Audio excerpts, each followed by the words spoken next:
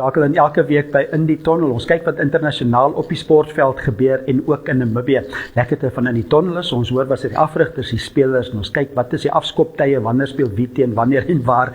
So dit is in Namibië en ook internasionaal. So hierdie week in die Tonnel is daar groot golf natuurlik. Dit is Live Golf in Suid-Afrika. Ons hoor sommer van 'n klomp golfspelers, Louis Oosthuizen, Charles Schwartzel en ook dit is internasionaal. Is dit Bryson DeChambeau wat ook onder andere gaan saampraat.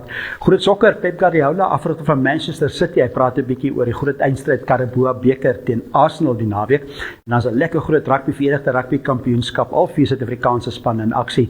En ons gesels lekker met Mike Potgieter en ons hoor wat alles daar moontlik kan gebeur in alle rugby. So skakel in direk, dit is 7:30 op Vrydag, dis op NTV kanaal 285 of op GoTV kanaal 25. Maar as jy dalk dit op 7:30 direk kan kykie, gaan gerus op oneup2.com en dan klik net so op die Echo skakel en dan kan jy dit weer volg of op YouTube gaan na NTV Afrikaans. Dis lekker sport in die Tonnel.